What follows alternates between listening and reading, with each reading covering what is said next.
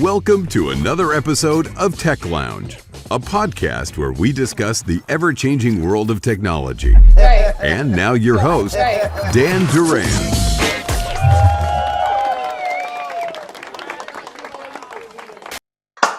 All right, give us some love. Where's the love? Where's the love?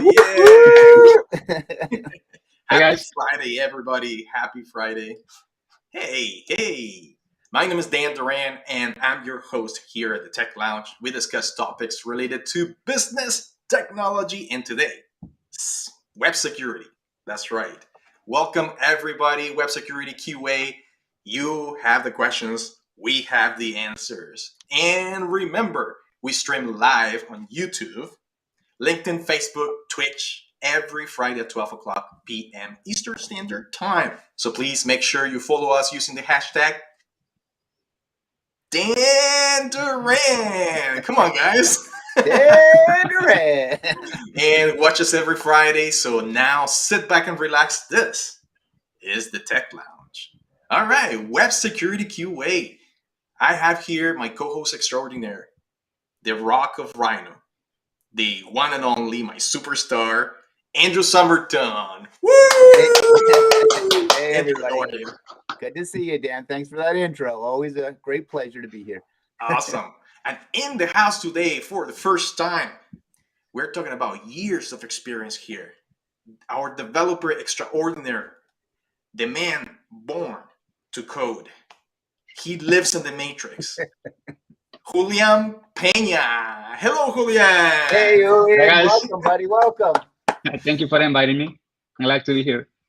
We're so excited to have you, man. All right, so let's get on with the show, and let's ask a couple of questions to Julian, right? So we can introduce Julian to everybody. So, Julian, tell us a little bit about yourself, your own person. What's your passion? What are your hobbies? Who is Julian Pena? All right. Well, I'm a web developer, so I like a lot video games. And most recently, I am developing a passion for skydiving. Ooh. So I already jumped 3 times so far. Wow, very cool. Wow. You live on the edge, man. Live on the edge. That's one of the things I will never do. I'm scared again. Yeah, it's very, very exciting. And actually, I'm thinking about getting my license. Nice. So that is one of the things that probably I'll be doing this year. That's very cool. And you know what, Julian, I actually, for my birthday last year, I got a gift certificate to jump out of a plane, and that gift certificate is still sitting on my bureau because I'm a little scared to jump out of a plane. And he asked me if I can join him, and I'm like, no freaking way, man, I'm not doing that. But you know what? The funny thing is, like, Julian's he's part of our team, right, at Bwired Technologies, and he's always posting pictures and stuff like that of the activities that he does. And this guy, man, he's got some thrill issues, man. You have some serious thrill issues. You're posting stuff like skydiving and like rock climbing on the falls and things like that. So like, good for you, man. That's I really like the stream and stuff. So, it's all about enjoying life, right? And tell us what you do at Bwired. Who you are? What's your day like? What are your tasks? Who you are basically in a professional level. Well, it's kind of a little bit not weird, but it's different. Every day is different because I'm the lead developer here at Bwired, and I am involved in almost every project that we are doing right now. So I also I am a manager in the company. So basically, my work is manage the projects and also the people who will be working in each project. So mostly every day I'm jumping between 2 or 3 projects. Yes. So it's kind of hard to tell you what I do exactly because I do a lot of things daily. A lot. Well, yeah. I can contest to that, Julian. I mean, just so Julian, basically, he has his finger, his eyes, his mind in all our projects, and our clients are very, very happy that happens because, as Dan said earlier, Julian lives in the Matrix and he really understands the thought process and the methodology behind the development aspect of websites and the technology that goes into that. And what's really cool about that, his skill set, because he's been doing this so long, a lot of our clients will say, "What do you think?" And he'll have so many amazing recommendations. So yeah, he's a huge asset to our team and a huge asset to our clients. There's no question. Yes, absolutely. Yeah, and go ahead. I love everything related with interactivity. So that's basically one of the main reasons I learned to code, because I also have some knowledge in design and 3D design and digital animation, and I like to combine all these skill sets to bring a lot of amazing things. Yeah. And we're not talking about just the websites. We're talking about games using Unity, for example. We're talking about virtual reality. We're talking about websites, PHP, ASP.NET, Microsoft side, UI building, and mobile applications for iOS, for Android. So you have this really, really big wealth of knowledge, not just on the website side, but technology itself, which is amazing. Yeah. All right, Andrew, you were going to say something. You know what? I was going to say, and one other thing for our guests who are watching. So Julian is actually, this is his anniversary month. Julian's been with Bwired and Rhino for over 4 years at this month, right? Congratulations on that anniversary. And Julian also is from our Colombia office. So we're in 3 different countries. Obviously, we have team members all over. But Julian actually runs he oversees all our developers in every country, but he is out of our Colombia location. So just so anybody's wondering what his accent is, he's from Colombia. Yes. That's so all right, crowd control. Let's see who's out there, guys. We open up the floor to you. Say hi. Send us your shout outs. We'll send them back. So we have. Hello, Sean. Aura. Hello, Laura. That's it. Diego, hello. Hello, Diego. All right. Well, while people start getting into the show, I have 3 questions for you guys, and these are kind of funny questions with us, like puns. Basically, these are dad jokes because we are in a old age kind of environment here. So here's the first question for you. What is an arsonist's favorite website?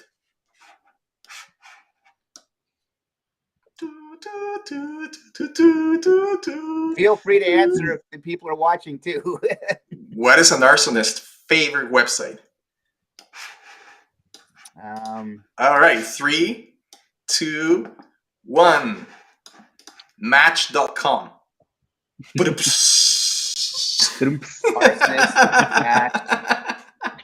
Here's another one. What do you call a website with ADHD? What do you call a website with ADHD?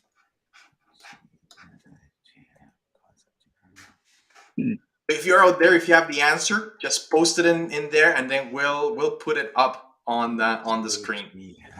What do you call a website with ADHD? It's always changing. It's always busy. I don't know. I can't do it. I don't know. Yeah. A hyperlink.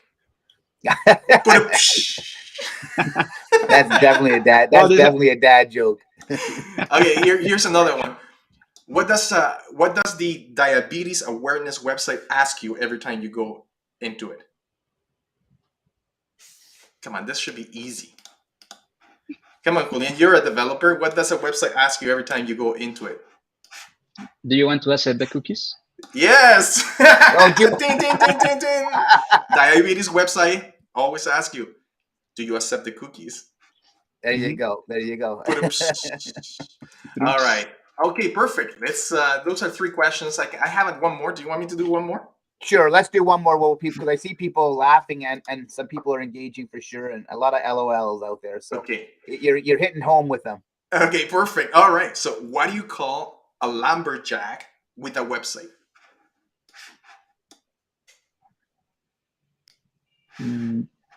What do you call a lumberjack with a website? Ready? Yeah. All right. A blogger. A blogger. Blogger. Okay. Yeah. Okay, let's get into the show, man. Let's talk about web security. This is serious Backstory. stuff, as you can see, right? So, Andrew, you want to give us the backstory for why we're doing web security? I think you already did that.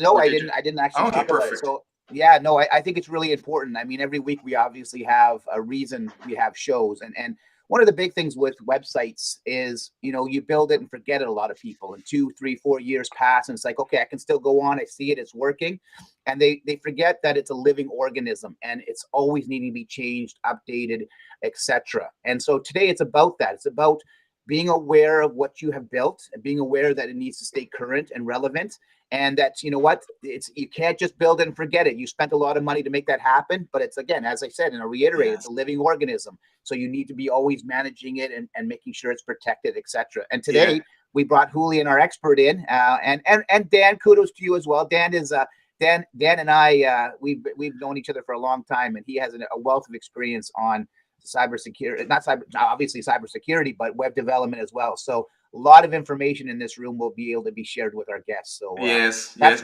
the backstory. We're good at web security. I'm not very good at jokes because Elizabeth says that my last joke really sucked, right? that was bad. Okay, bad jokes. no problem. Julian, So put up Diego's one. Yeah. It's not a dad joke. let's start talking about the risk. What happens when a website is it's not secure? When you see that you haven't updated the website in a few years. In what are the risks that people are facing? So maybe Julian, you can answer that question. Well, it depends a little bit of the kind of website that you have, because if you are storing some sensitive data, you will be in trouble if you get hacked. And also, if you are forgetting to run updates or be sure that everything is going well, so you could be in trouble if you worry about enough to keep your site secure. So obviously that costs you money. That is I believe the main problem. So yeah, you need to be sure that you are doing everything that you can to maintain your site as secure as possible. Yeah, absolutely. So throughout the years, especially when you have a CMS like a WordPress, like a Joomla, Drupal, these websites have databases, right? And they're always susceptible to vulnerabilities, and vulnerabilities are introduced pretty much every month, and we see it on WordPress. WordPress is been getting hit quite a bit. The plugins, the themes are being getting hit, and new vulnerabilities are introduced. And when people attack, or hackers attack those vulnerabilities, they can get RCEs, for example, or remote connections. They can get backdoors. They can do phishing attacks with landing pages. They can do SQL injections into the database, cross-site scripting, and DDoS, and you name it. There's like a whole slew of attacks that can happen on a website. And the problem is that WordPress is the most popular CMS. That's exactly, you know what, Julian, I was going to say the same thing. I mean, no fault of WordPress. Hackers are opportunistic, as we all know. And because probably 95% of the global websites are built on a WordPress platform, they're going to be more prone to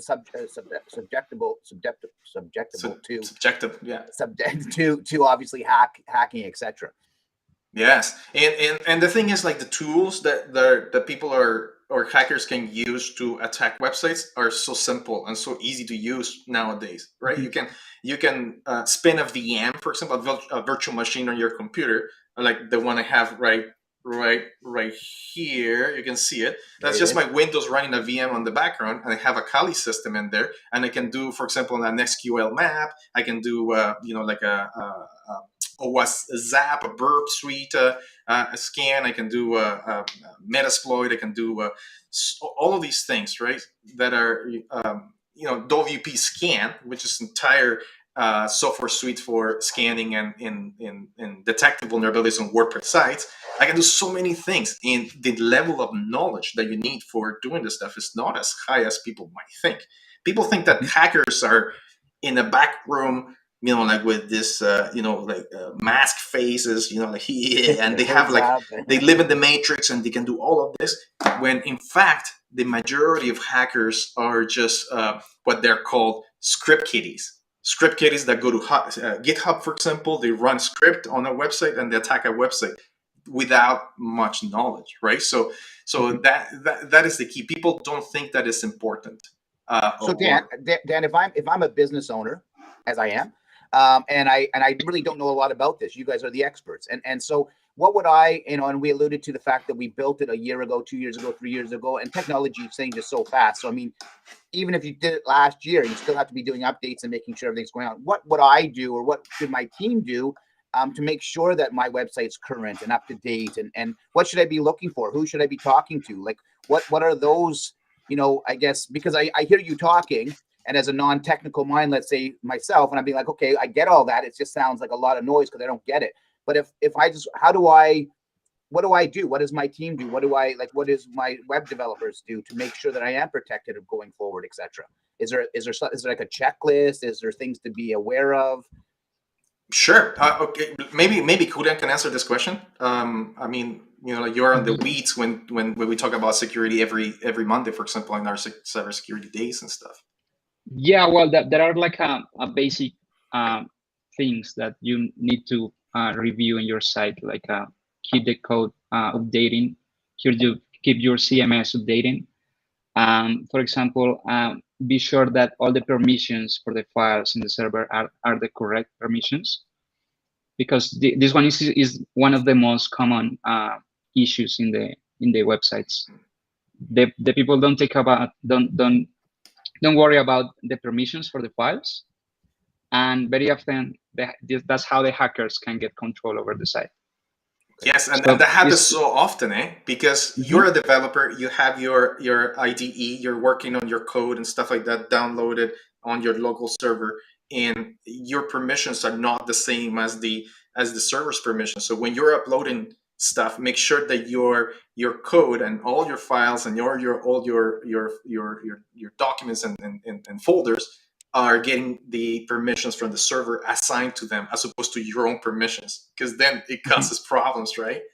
You can give 777 permissions and stuff like that, and that's like, ooh, no, man. Yeah. We have a question here. We do. Maybe Andrew, can you? Absolutely. So how often would you say that a website should be updated? Why do more vulnerabilities get exposed over time? Well, it's a double question. Question, yeah. So at Bwired Technologies, we have something called Cybersecurity Mondays, and we update all of our clients' websites every 15 days, if I'm not mistaken, right, Julian? That's correct. Yeah. But some updates are more important than others, right? So when you look at the core, for example, WordPress, Joomla, Drupal, etc., there's critical updates, and those updates need to be done fairly quickly, because those are the ones that are, you have major vulnerabilities that are concerning cybersecurity. There's also other updates that are not really security concerned. They're like bugs fixing and new features coming up and things like that. Those are not as important as the security updates. So how should you update your website? Pretty much as soon as an update comes out. But I think you might want to make sure that you test the updates as well, right? Julian, maybe you can talk about the testing part. Yeah, it's a very good idea to have like an staging site to test first the updates, because it's very often happens that you run an update and it breaks the site. Right. That's why you need to have like a test site to be sure that nothing will break up after you run the update. And usually the core updates don't break anything. That is like always a simple click. But for example, with WordPress and Drupal, you need to take care of the modules. And first, it's a very good idea. First, do a backup of your website, your database, and then run the backup and see if everything is break. Yeah. And the problem with that is that all of these CMS, they make it very simple, very convenient for you to just click and update, right? So you see like the plugins, You can just update, the core update, the theme update, but you never know. You never know because they might be conflicts, right? And as soon as you do updates, and then all of a sudden, the white screen of death. You're done. Your website is no longer available on the site. So you're like, oh, what do I do now? If you don't have a backup, which is another cybersecurity feature that you should have, like regular backups every day, you're done. Like, how are you going to be able to fix that? You have to have a recourse on recovering whatever you're doing. So that's why it is very important to have a staging site, right? Yeah, and another important thing I believe is that, for example, for WordPress, usually it's more easy to fix if you have some problem updating the plugins. Because, for example, if you just run an update and the site breaks, you can remove the folder of the plugin, and that basically will fix the problem until you found a better solution. But for example, with Drupal, could be much more complex to fix. Yes. And it's not that easy to do like a downgrade to the previous version. So that's why you need to perform the updates very, having a backup at least. Yeah, absolutely. Absolutely. Any other questions? Great question, Sydney. Thank you for asking that question. Any other questions out there? How do hackers target websites? From Oscar. Very good question.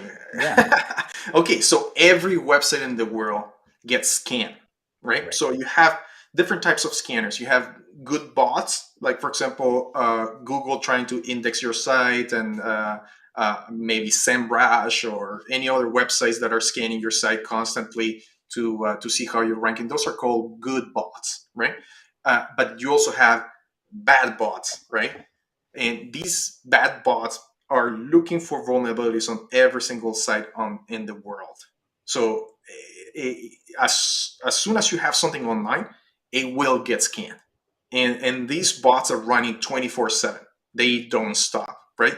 And then when they pinpoint vulnerabilities, then they use these hackers. They use other tools to do still automated scanning, but in a higher level. They pinpoint where you are, who you are, and then they go after you with other probing scans. If they see that the vulnerabilities are major, then they actually, go to the, actual manual penetration of the website or exploitation. And that's where a hacker himself or herself, a human being, is targeting your site. But the majority, like 99% of what's going on out there, are just automated scanning tools in the world. So that's how you get targeted, right? And that's why it's so important nowadays. And we're seeing an increase at Rhino, how many people are wanting vulnerability and penetration tests, because what it does is we identify those vulnerabilities before a hacker does. Then we go in, or they go in, the client goes in and fixes those. So what it's doing, it's mitigating that chance of getting, that opportunistic hacker out there to take over your site. Yes, and they're out there, very powerful tools to scan websites, Absolutely. right? So, and all you have to do as a hacker is just put the name of the website, and then it will do a continuous scanning. So you need, IPS, for example, intrusion protection systems that will block IP addresses and all of that jazz on your server. We're going to talk about server security, which is extremely important, and people fail to understand that.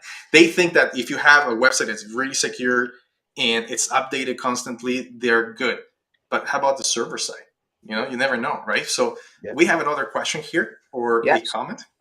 So if we forget to change our login URL in WordPress, how difficult it is for a hacker to access this data by force? And what kind of acts can do, or can they do? So what can they do basically if they have access? Well, it depends of how you did the setup for the WordPress. If you left the default setup, probably it's very easy for the hacker to get into the WordPress. But if you change the file permissions, if you have at least a plugin for control the spam, it will be more difficult. And there are another tricks to, for example, try to hide the IDs for the users. and disable the API calls in the WordPress. Yeah. So that tools could help you to avoid to get hacked, but there is no. Yeah, absolutely. I mean, you can be sure that you will not get hacked. There is always a chance to get hacked. So Yes. Yeah. I mean, the best thing to do, to be honest, is to whitelist the IP address to access the backend. Like, that's it, right? So you set up a deny all for everything, so nobody can access your backend, whether it is whatever CMS you're using. Right. In case of WordPress is WP admin, of course, you block that for everybody. Nobody can access it. The only people that can access is the ones using that IP address, and that's very easily done on your htaccess if you're using Apache, right? So that's kind of like my recommendation in terms of security in your backend. But there's also plugins that you can use for example, WordFans for WordPress, or iThemes, that they do, like, they hide your backend, and they do IPS, so they block IP addresses if they're trying to access things of that nature as well. Right. Let me show you something real quick. I'm going to share this my screen with you, if you don't mind, and I'll show you this really cool stuff. Do you see my screen? Mm-hmm. yes. Okay, perfect. So this is it's a website called security.org, and it asks me how secure is my password. And if I enter, let's say I enter a password, hello. You see that? Mm-hmm. That password can be cracked instantly, right? Now, if I put hello, okay, you can't see this. Let me just, can you see it? I want to see it. There you go. Hello. Yeah. There you go. Oh. My last pass. Why? My last pass is bothering me. Okay, so let me see if I can actually launch my other browser here. 1 second. There you go. Okay. So I'm going. LastPass still. I have LastPass. You? We have LastPass on the protecting us. Okay. Anyways, I'm gonna put hello, right? So hello, and you see that it can be hacked instantly. Yeah. Now let's put hello world. 58 minutes, right? Because hackers are using password dictionaries to be able to hack. So two words together, hello world, it will take 58 minutes to hack, right? Now let's put a few things like, let's say, I have hello world. Let's put 1, 2, 3, and then a $, and see what happens. Look at this, 200 million years. Million years. Wow. I don't know if this is correct, because sometimes they use the dictionaries will have 1, 2, 3 and a question mark. So what is the best way to secure your password?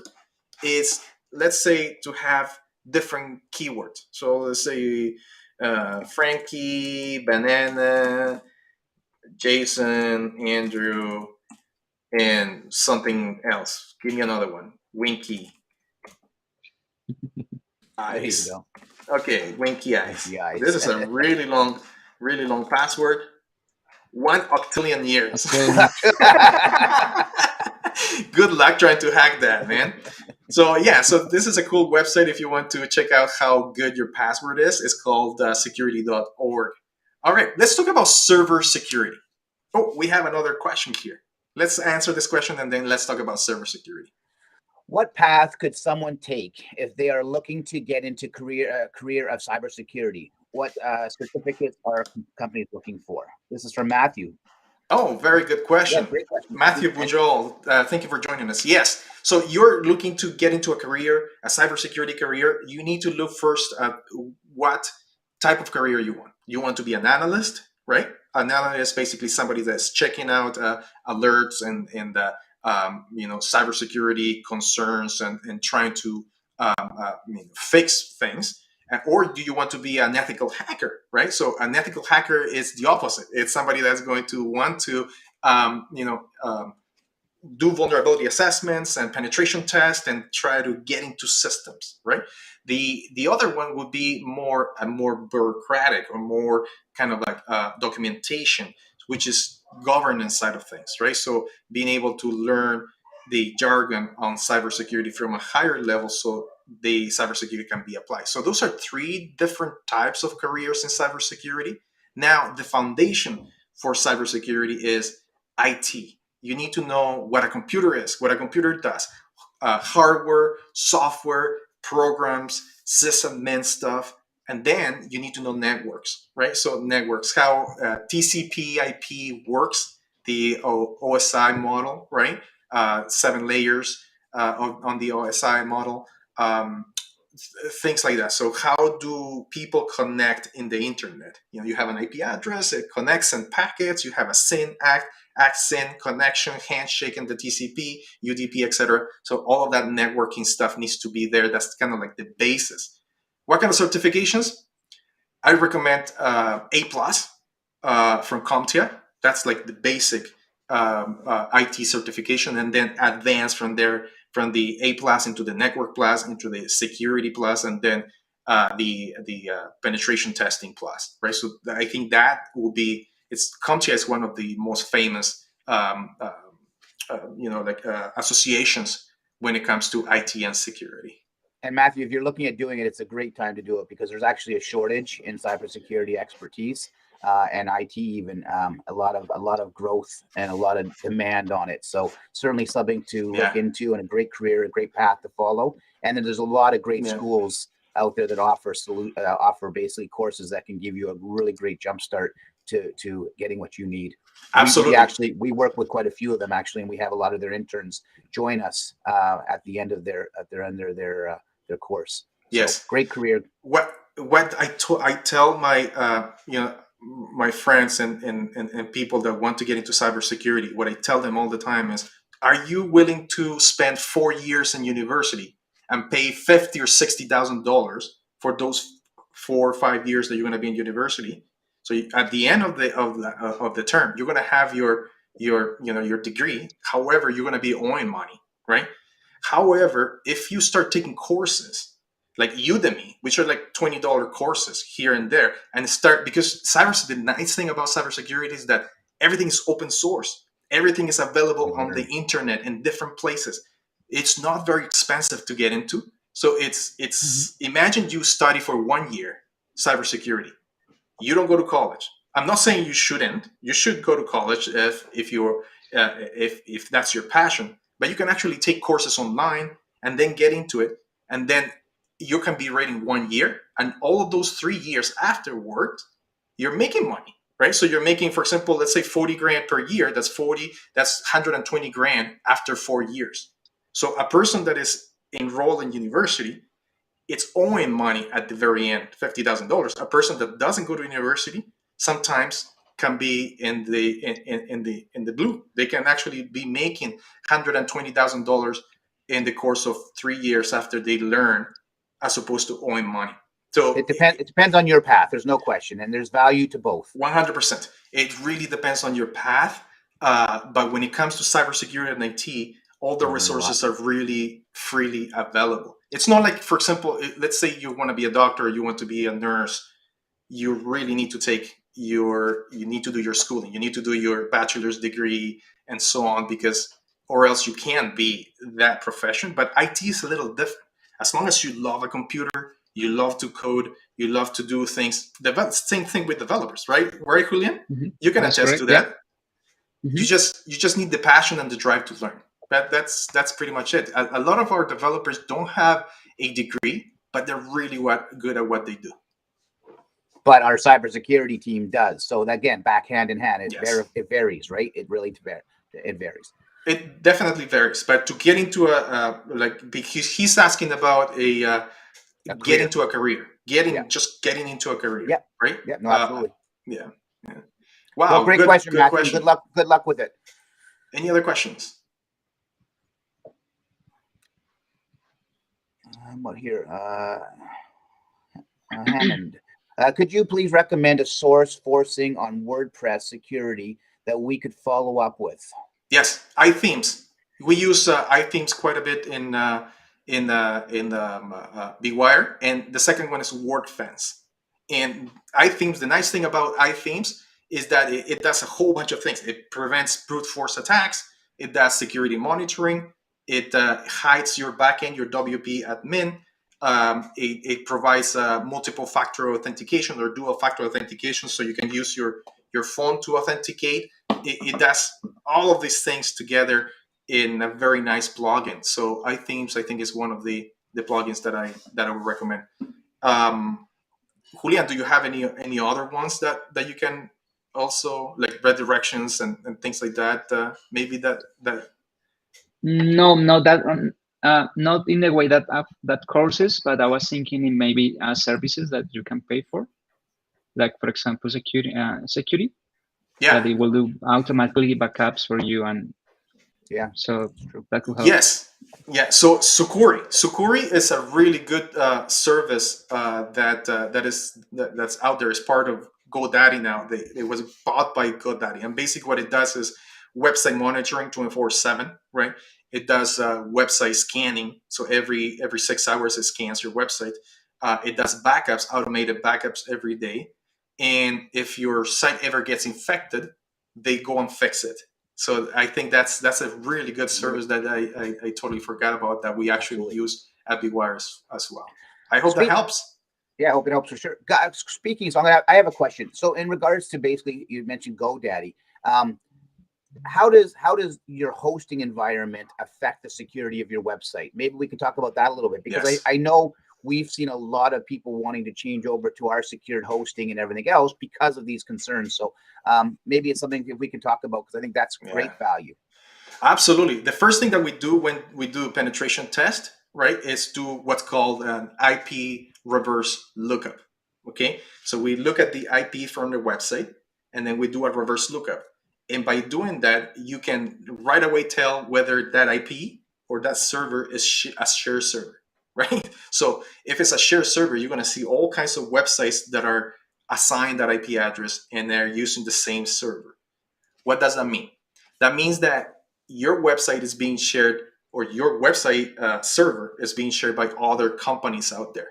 And you never know how bad those websites are, right? So basically, if your website is secure and you keep up with the updates, and there's other shared resources that are using the same server that are very vulnerable, and they're really, really bad, and hackers get in, when they take control of the server, you are vulnerable to getting your website hacked regardless, right? So the first thing that I tell people is use a VPS. So a VPS is a virtual private server, right? Like Google or AWS, and have your own instance isolated from the world.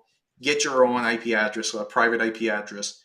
Those are kind of like the basics. Don't do share hosting. And I know share hosting is like, you can pay $2-3 per month. I was going to say it's more cheaper, but it's very limited. And that's exactly what I was going to say, Julian. I agree with you, because it's, and Dan, I mean, you know what? Don't be confused that if someone says, basically it's going to be a couple $100 a month to have private hosting and backup security and everything else, and you could get hosting for like $30 a year or something through a service. You get what you pay for, and it's really important to not be only price conscious when it comes to hosting your website. Yes. It's very, very important, and it's a big part of security. There's no question. Yeah. And even SEO, I mean, speed and functionality and all that stuff plays a role in that as well, how you're being hosted and everything. So the other thing that we do when we actually do the pen testing and the scanning is we look at what you have on the server, right? So sometimes a lot of companies have internal resources and servers on-prem on their DMZ, for example, for hosting their sites. And it's just like, just set it up and forget it, right? But what happens to PHP? Sometimes we see companies that are still using PHP 6.5, which was deprecated like a decade ago, right? and really old MySQL databases, and really old PHP 1.0, right? 1.x or Nginx. So you need to really update your service, and that's what we do at Rhino, right, Julian? So our servers. What do we do? Yeah, maybe you can tell us a little bit about it. Yeah, we always try to keep everything up to date. You need to be carefully changing the version, for example, of the PHP, because you can break the site. as soon as you change the version. Sometimes if you, for example, if you are using WordPress, old version of WordPress, and you change the PHP version in your server, you will break the site. Yes. So you need to be careful with that kind of changes. Yeah. But yeah, try to keep everything up to date. Absolutely. We have another question in there. Talking about WordPress, I have always thought that plugins can be windows to threats. How safe are they? How wrong am I? Absolutely. Well, that is a very good question. Very often when the people is starting to use WordPress, when you are a beginner in WordPress, you start to think that you can solve all your problems using plugins. And that's partially true, because yes, you will find a plugin to what you are looking for, but there is like a double-sided blade, because without knowing, you can be given access to a hacker installing that plugin, and you will have no idea until you lose the control of your site. So my recommendation is to avoid the use of plugins as much as you can. I very often prefer to code myself the feature that I need instead of install a plugin, because basically that is the main reason. I don't want to give access to someone or some hacker and lose the control of the site. Absolutely. Yeah. Right. So, but if you're not a like an advanced developer and you need to use plugins, then there's different types of plugins, and there's let me just show you. Maybe I can share my screen with you again in here so we can take a look at the WordPress plugins in a nutshell. Can you see this? Can you see my screen? Yeah. Okay, perfect. So there's right on the homepage of the plugin site, you'll see two plugins. There is one called Pods, for example, and then there is one called Gaussing. But you can see, for example, that Gaussing here, it has no reviews, right? It has no reviews. But then, meanwhile, the Pod has 365 reviews and is 5-star review. 5-star, yeah. So these are the things that you need to look at, right? So let's go to this one.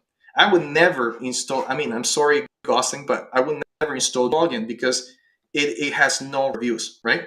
So these are the things that you have to look at. So, for example, when was the last update made to this plugin? You can see here that it was made 7 months. Wow. 7 months ago, right? So that's kind of getting a little old, right? How many active installations? It has over 1,000. Okay, is over 1,000 a good number? What do you think, Andrew? I'd say absolutely not. I mean, we're talking not. Yes, We're talking about millions and millions of websites of WordPress websites. So right. 1,000 over 1,000 is nothing. Yeah, exactly. If I see, for example, over 100,000 installs, then I'm like, oh, this is a very popular. There's some value there, yeah. There's value on that, right? Tested up to 5.3, for example, WordPress 5.83. The latest WordPress, I think, is 5.91, I think. Something like that, right? So it hasn't been tested for the latest WordPress. So all of these things you need to look into before you even begin to install the plugin, right? So make sure it's a good plugin that has a good following, a good community, lots of installations, lots of good reviews, and then you're going to be safer than installing any plugin. I hope that helps. Man, this is good stuff. This is really good stuff. We had a question about that, so it was perfect. In addition to having an SSL certificate installed, what extra tools can protect the website from attacks such as cross-site scripting? Cross-site scripting, yes. You want to talk to this? Well, the first thing is that you need to make sure that you are sending the correct headers from the server. So that is basically the foundation about this. And you need to make sure to limit what kind of files the users can ask or request to the server. That's basically the way that you can avoid attacks, the cross-site attacks. Absolutely. So there is that, of course, and again, These are really good questions. Thank you, Boris, for asking this question. And maybe I can show you my screen again so we can look at that. I love this I love this component, Dan, of our show today. I love the shared screen and the live action. It's a nice. We've done it a couple times, but it's good. It's good interaction.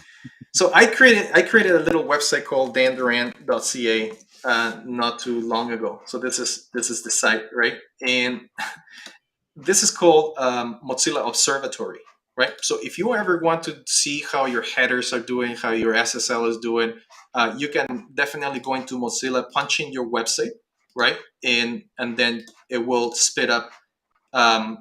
You can see here that the scan is in progress, right?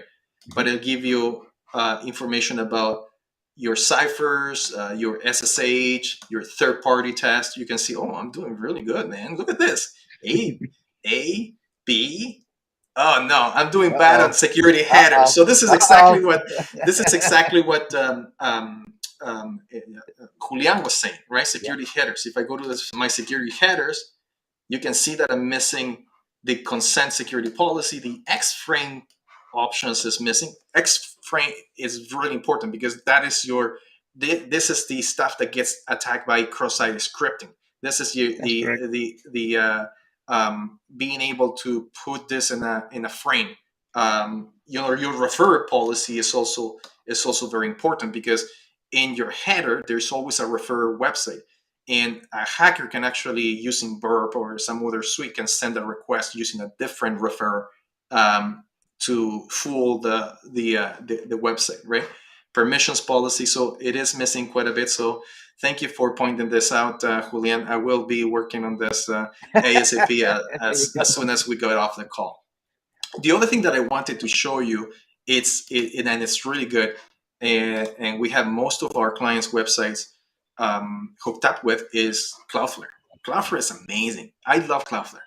Cloudflare is a WAF, or a web application firewall. And I'm not going to sign into it because I don't want you to see our clients and stuff like that, right? But a few things that it does is stops most common attacks like SQL, cross-site scripting. It blocks. You can actually, in your firewall, you can block other countries, like the typical hacker countries like China, India, Russia, etc., Europe. If you're only here in North America, it also stops all kinds of attacks, probing, attacking, scanning, all of that. It stops. It blacklists IP addresses from non-reputable IP addresses. So it's a really good tool. The way they do it, this is called a reverse proxy server. Okay, and a reverse proxy server is, let's say your IP address is 204. Something, right? Let's say your IP address is this.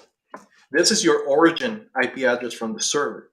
Right. What Cloudflare does, it proxies that IP address to something else. So, for example, 73. So what it does is basically it is hiding your source IP address, and that's what you want to do. You want to be able to provide the world with a different IP address.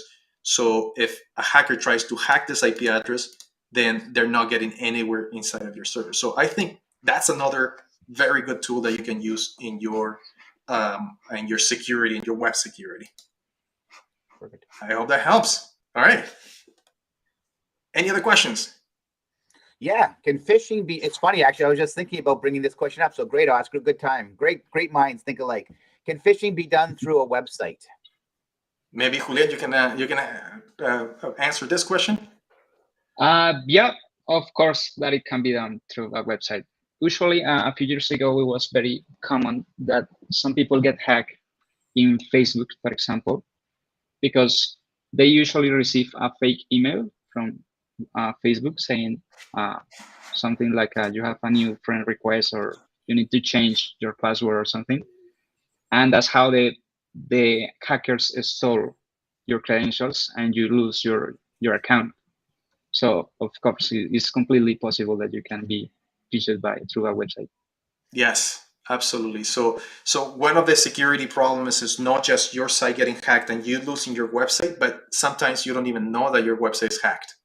Okay, and you don't know because the hackers have backend pages that they're creating, and they're using those in links in Facebook, as Julian is saying, or emails and stuff like that. And when people click on the links, they go to a landing page. They're using your domain, your website, but the landing page looks like, let's say, like an Office 365 login page, or it looks like a Netflix or Amazon login page. But it's actually they're piggybacking on your website to do that.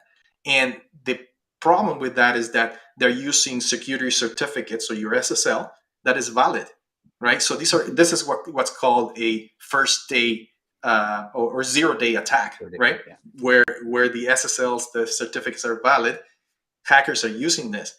And if the anti-spams of the world or Google sees that, they're going to ding you for it, because they're going to take your website down. They're going to put a big, this website has malware, and then your website your domain address is going to be blacklisted. So how do you get out of that? Whoa, big problem. Hard. Yeah. Yeah. So is it out of so someone, let's say for example, I have a website, and it's a non-communicative website, meaning that it's only for information. So you can't communicate with me. There's no e-commerce on it. There's no email us, etc. It's just go to, and it just talks about our business. Can that be hacked over, say, an e-commerce site versus one that can communicate with you? So that, because some people might think, well, it doesn't matter if it's only an information site, so it can't be hacked. It can be, based on what you're saying. Is that accurate? That's correct. That's completely correct, because any site can be hacked. Okay. It doesn't matter what kind of information you're presenting. Yeah. And hackers can use your hacked website, even if what you call this it's a brochure website. A brochure website is just information. Sometimes doesn't even have a database, right? Hackers can do multiple things. They can use your website and your server resources, for example, for crypto mining. You don't even know that your website and your server is crypto mining in the world, right?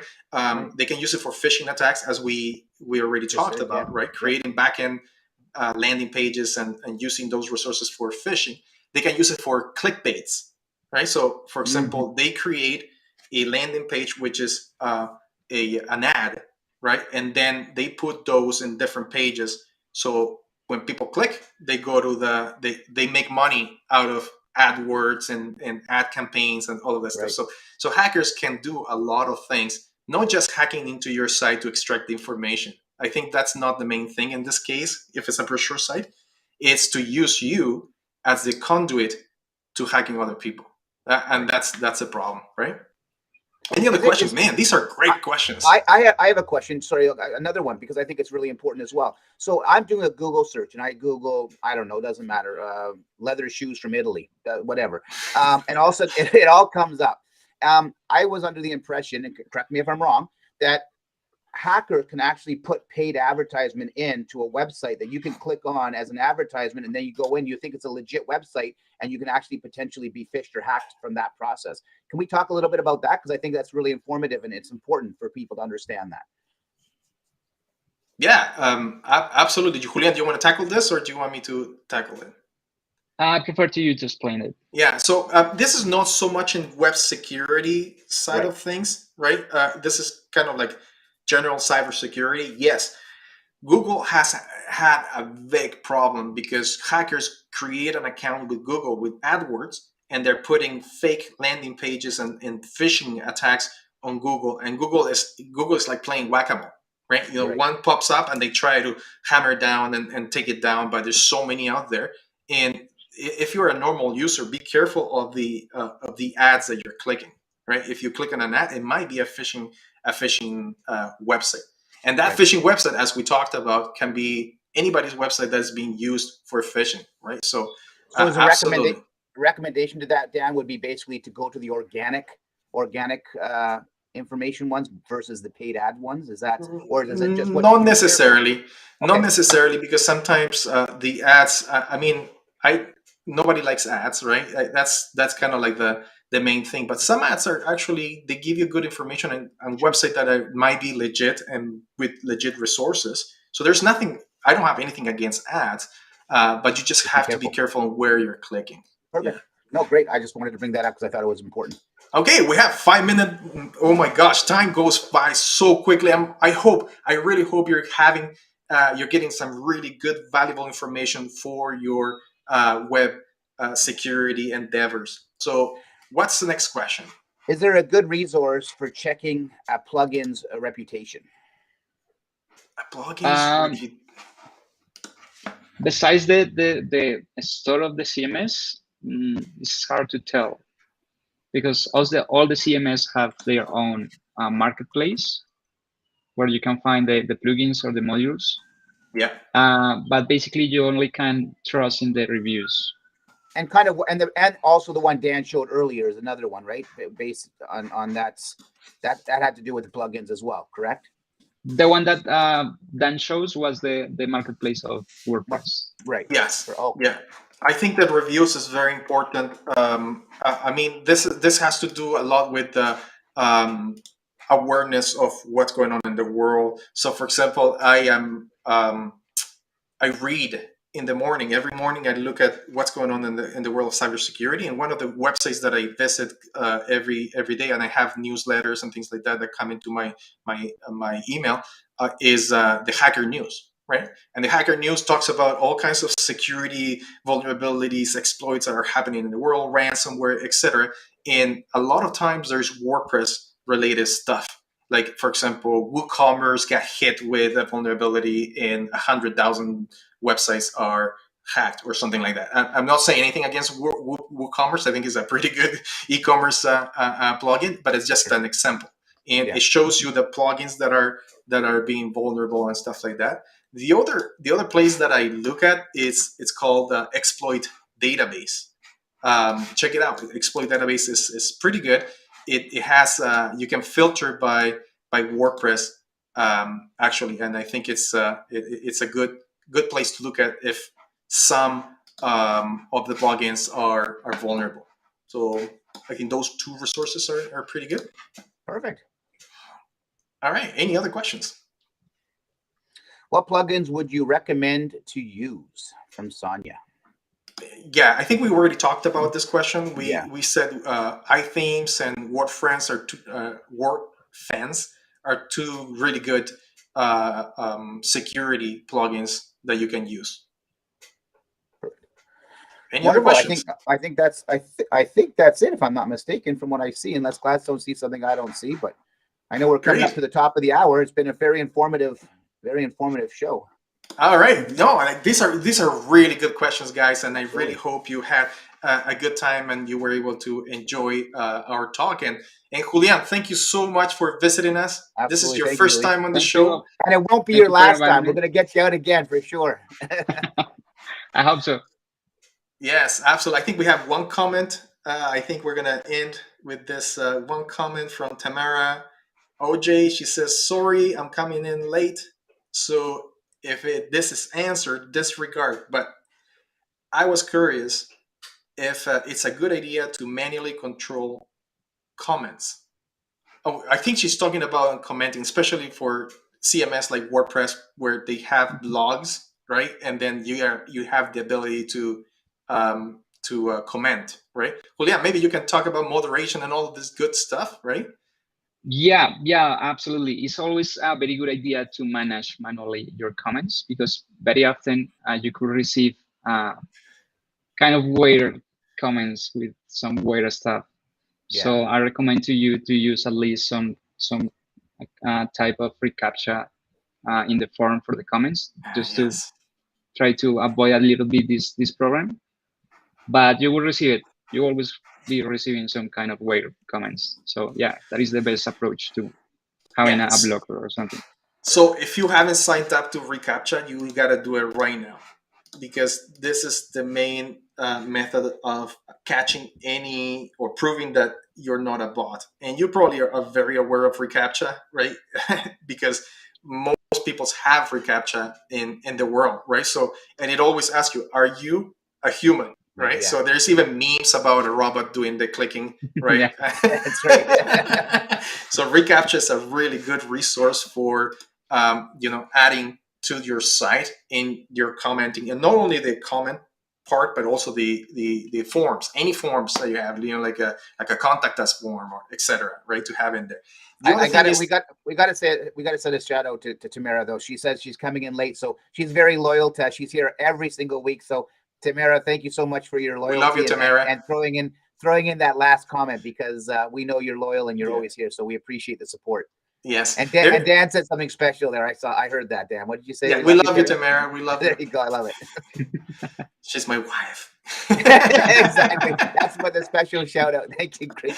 Yeah. So the thing about not just reCAPTCHA, but in the comment, there's always moderation, and WordPress does it automatically. So every comment that goes in, it has to be moderated, and you can approve it or spam it or block it or etc. Right. And the other thing is, like, do not put, for example, in the comment, when somebody's creating a comment, they can put their name, their username, their email, their website URL, and then the comment. Take out the URL, because spammers, what they want to do is put comments and then have backlinks to their website, so that you will get a lot of comments with the URLs. Just delete the URL. Make sure that it's not passed on the comment section, because that's what spammers want to do, right? All right. So, man, this has been a very fabulous, fantastic hour. Really, really happy with this talk. I think we had a lot of really good information. So join us next week, Friday, 12 o'clock. Don't miss it, live. LinkedIn, Facebook, and of course, YouTube, and now on Twitch. So, Julian, thank you so much for joining us. Thanall Julian. Thank you guys for inviting me. It's always a pleasure, Dan. Well, unless you kind of throw me on the bus sometimes. All right. See you guys. See you next week. Bye.